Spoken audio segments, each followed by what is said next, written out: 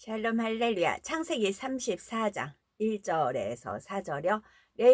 레아가 야곱에게서 낳은 딸 디나가 그 땅의 딸들을 보러 나갔더니 휘 족속 중 하물의 아들 그 땅의 주장 세겜이 그를 보고 끌어들여 강간하여 욕되게 하고 그 마음이 야곱의 딸 디나에게 연연하며 그 소녀를 사랑하여 그의 마음을 말로 위로하고 그의 아버지 하몰에게 정하여 이르되 이 소녀를 내 아내로 얻게 하여 주소서 하였더라. 창세기입니다. 갈라디아서 5장 17절에 보면 육체의 소욕은 성령을 거스리고 성령의 소욕은 육체를 거스리나니 이 둘이 서로 대적하므로 너희의 원하는 것을 하지 못하게 하려 함이니라 말씀합니다. 아네모네 꽃말 했더니 고독하고 정조와 성실 그런 뜻이더라고요. 고독, 정조, 성실. 이 말씀과 그게 이제 첫 번째 저한테 주는 꽃다발이고 매번 바뀌겠지요. 세계에 얼마나 많은 꽃이 있어요. 그 행복. 그러니까 하나님 일을 하면 돼요. 그래서 그건 하나님 일을 한 게 아니죠. 그냥 하나님을 의뢰했죠.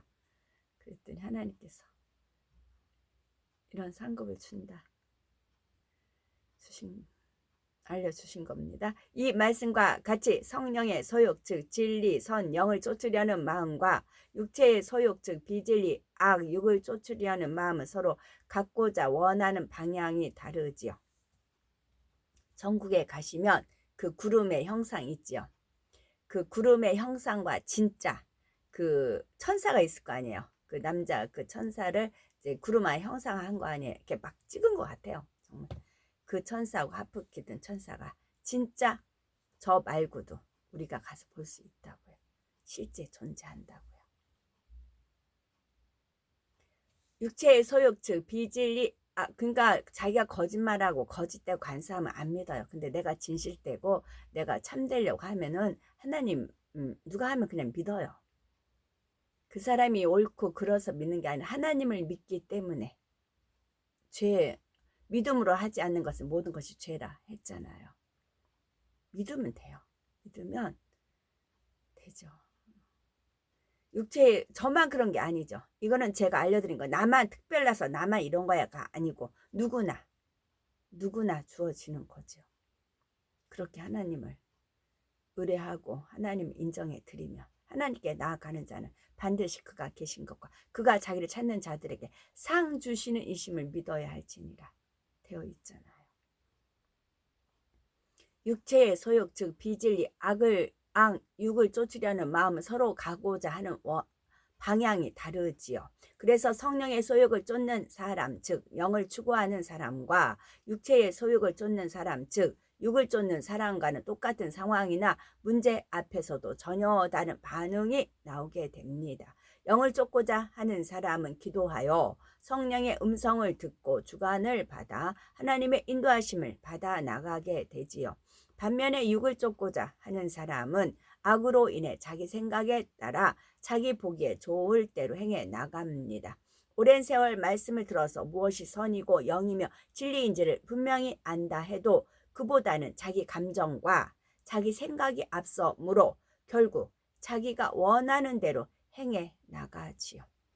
따라서 정말 마음을 영으로 일구지 않으면 아무리 많은 영의 지식을 안다고 해도 그것으로 진리를 행할 수 있는 것이 아니라는 사실을 알아야 합니다. 들어서 아는 영의 지식으로 인해 어느 정도 겉모습은 포장할 수 있지만 결국은 자기가 마음의 영으로 읽은 만큼 그것이 행함으로도 나오게 되지요. 참된 것을 행하야 범사에 참된 것을 행하야 그리스도 안에서 잘할 수 있다. 아까 말씀 있었지요. 그러므로 육의 속성은 단지 눌러놓고 덮어놓는다고 해서 언제까지 감출 수 있는 것이 아닙니다.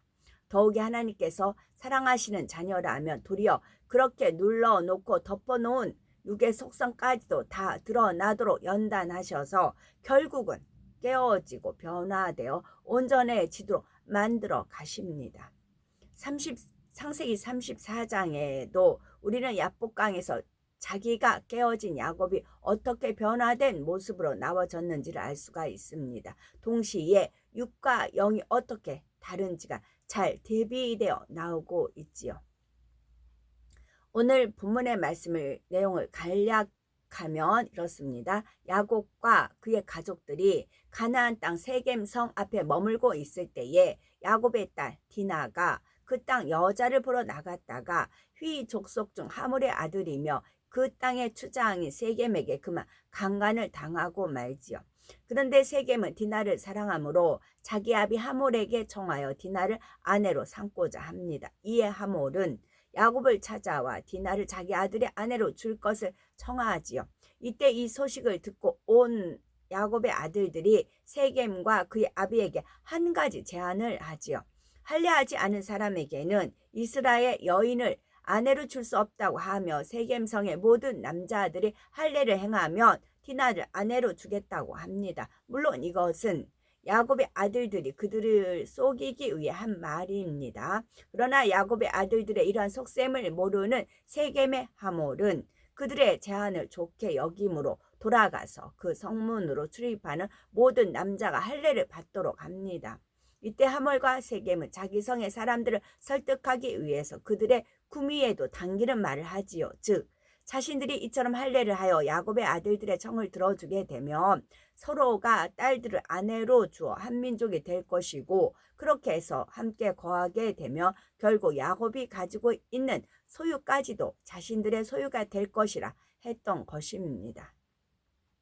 세겜성의 남자들은 이 제안에 이끌려 모두가 할례를 받게 되었던 것이죠. 그런데 할례를 받은 지 3일째가 되어 가장 고통이 심할 때가 되자 디나와 같은 어머니에게서 낳은 아들인 시몬과 레위가 각기 칼을 가지고 부지 중에 성을 엄습하여 모든 남자를 죽입니다. 그렇게 한 후에 동생 디나를 데려왔는데 그것으로 그친 것이 아니었지요. 야곱의 여러 아들들은 그 성에 가서 모든 재물과 자녀와 아내까지도 사로잡아 집 속의 물건을 다 노략해 왔던 것입니다. 그들은 누이가 당한 수치를 복수한다는 명목으로 이와 같이 행했던 것이죠. 그러나 이 사건으로 인해 야곱은 큰 고심을 하게 됩니다. 야곱의 아들들이 세겜성의 사람들에게 행한 일을 가나안과 브리스 족속 사람들이 듣게 되어 그들이 연합하여 자신을 치게 되며 상대적으로 수가 적은 야곱과 야곱의 집은 그들에게 꼼짝없이 당할 수밖에 없었기 때문입니다. 그래서 야곱은 이 일을 주도한 시몬과 레위를 나무라며 걱정에 빠지게 됩니다. 여기까지가 오늘 말씀입니다. 그렇다면 지금까지 창세기 34장에 담긴 영적 교훈들을 하나하나 살펴보면 첫 번째로는 세상을 바라보아서는 안 된다는 것입니다. 1절에 보니 레아가 야곱에게 낳은 딸 디나가 그 땅 여자를 보러 나갔더니 했는데, 여기서 그 땅 여자를 보러 나갔다는 것은 디나의 마음에 세상 것을 보고자 하는 마음, 세상 것을 취하고자 하는 마음이 있었기 때문입니다. 마음에 아예 세상 것에 대한 미련이나 욕심 또는 호기심이 없다면 굳이 그 땅 여자를 보러 나갈 필요가 없었지요. 그런데 디나는 세상을 동경하는 마음이 있었고 그 마음을 담아만 둔 것이 아니라 직접 세상을 보러 나가는 행함으로까지 나왔기에 결국 이와 같은 수치를 당하고 말았던 것입니다. 롯의 아내도 멸망하는 소돔성에서 나오기는 했지만 끝내 소돔성, 즉 세상에 대한 미련을 버리지 못하여 하나님의 말씀을 어기고 뒤를 돌아보았다가 소금 기둥이 되고 말았지요. 이처럼 야곱의 딸 디나 역시 세상의 것을 보기 원하고 취하려는 마음으로 인해서 세상으로 나갔다가 결과적으로는 자신뿐만 아니라 가족 전체에게까지 커다란 고통과 위협을 주는 결과를 초래하고 말았습니다. 히브리서 12장 4절에 보면 너희가 아멘